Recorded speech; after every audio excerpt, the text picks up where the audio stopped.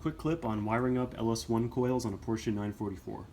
So this is really applicable to, pretty much any inline 4 engine, especially wasted spark.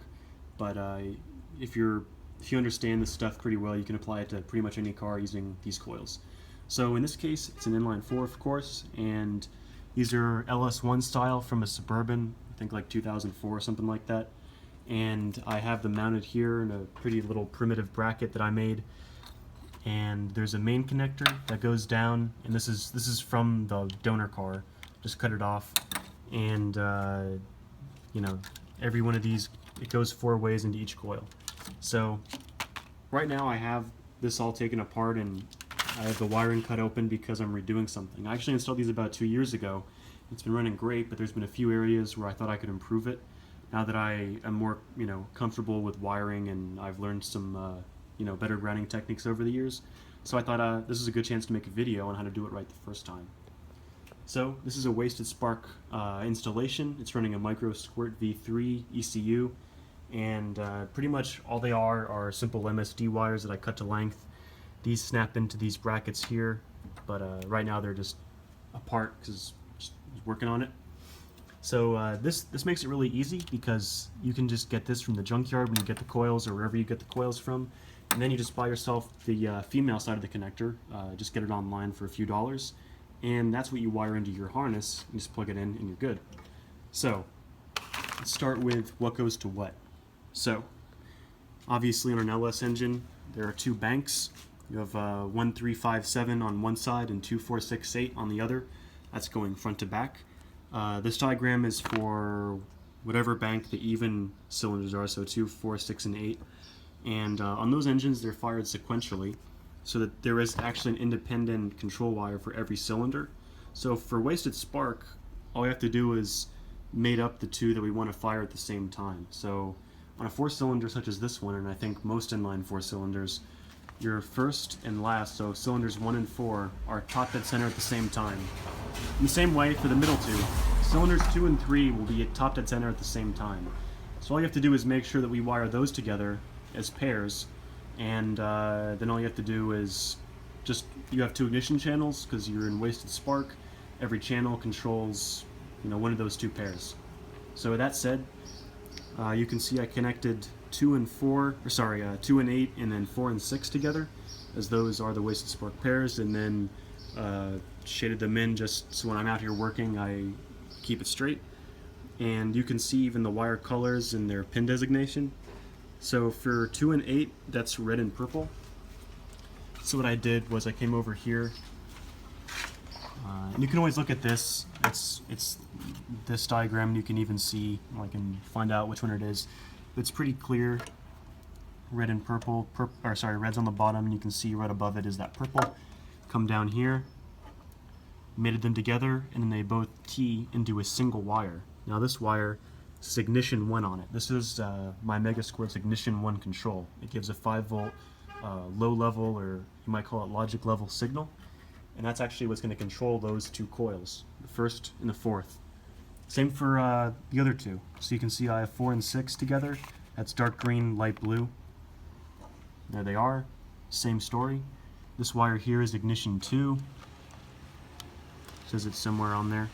But that's as far as the Mega Squirt sees. All it does is see those 2 channels. It'll pulse them when it's their time to fire.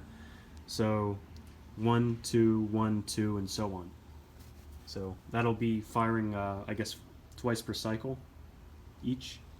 So the rest of the pins, this is where I messed up. So the reason I have mine all taken apart now is because when it is the first time, there are actually 2 grounds here. So your pin 1 is ground, and then if you go down here, pin E, low reference, that's also a ground, but it's kind of a special ground. So the problem that I made was I just linked them together, and they both went to this black wire, and this black wire grounds on the back of the engine somewhere as a ground point. And that's fine for the coils. The coils, they use, I think, something like 8 amps each peak, so you need like a good solid chassis ground. You don't want to ground the coils themselves through the Mega Squirt or something. That's way too much current. But this low reference, what that does So I told you that these two wires here that actually control the coils themselves, they only get a 5-volt low-level signal. So to match that, you need a low-level ground. And the reason you don't want to use the chassis ground that the actual coil power grounds through is because that ground is pretty sensitive, and you can have ground plane interference and stuff like that. It can, you don't want to have anything where you're wagering the accuracy of your spark timing because of something stupid. So in my case, that's exactly what I did because I didn't know better when I first did this. But you know what? I pretty much daily drove this car for 2 years with no issues. It's an NA, so it's not like I was running, crazy boost with just, whatever timing. So I was okay in my case, but if you're doing this the first time, you should definitely do it this way and not have to redo it later. So going back to that, so I have my, what does it say? It's a brown wire. So this brown wire here, instead of just combining it with this black wire, I now have it going to a sensor ground. And it even says like sensor ground, like, well, it did before I rubbed it off. This wire goes, and I have this all taken apart so you can see it. I undid my harness, and this sensor ground goes into the ECU, and that's actually a ground that is processed by Megasquirt, and it's pretty much guaranteed to be a good ground for things like signals, your sensors, stuff like that. So it's not going to be corrupted by the high current flow because the coils are firing and there's current in, multiple times a second. So that can interfere with very sensitive ground such as the signal. So with that said, you also need a power. So the power wire I chose to use, this is from my installation 2 years ago. I just kind of reused it. Just this thick wire here because they are drawing 16 amps and I decided to just overkill. And then it goes into this pink wire. You'll see that's the very last one, pink. And you'll notice here it's pretty thin. And you might think, well, why do you need a big thick wire? You probably don't. But like I said earlier, on the LS engine, these coils ran sequentially, meaning that only one was going off at any given time. So this wire was only probably seeing 8 amps peak. But with wasted spark, you have 2 firing at once. So that's up to 16 amps peak. So I wanted to just go a little bit bigger on the power wire. It's okay that this is thinner from here to here. It's not going to really hurt anything. It's such a small span. But if the whole thing was thinner, I might feel less comfortable about it. But like I said, I ran this for 2 years exactly the same way, and it's fine for wasted spark. So everywhere else, I pretty much I used adhesive-lined heat shrink, which is really good. Do not use butt connectors for stuff like this.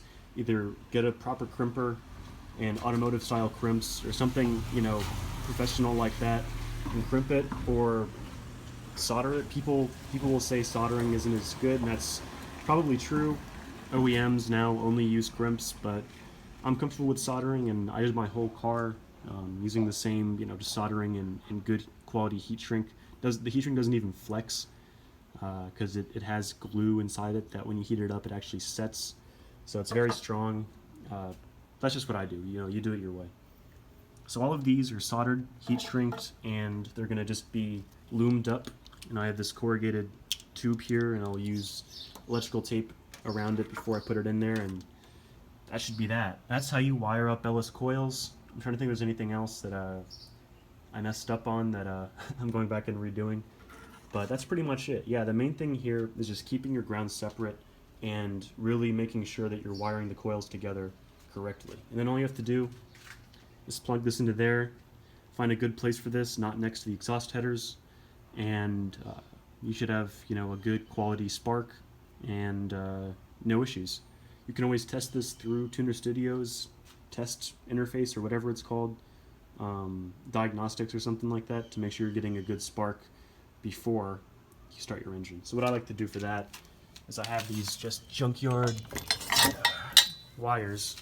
These are from some other like Chevy truck or something, and all I do is I just pop these boots off and pop these on like that, and then these are just some like used spark plugs I had, and I just kind of rest them on the manifold, and from my laptop I can click test, and the car is not even running. It's just, but you can control and you can actually visibly see if it's sparking or not. So that's a good way to test your work when you're done.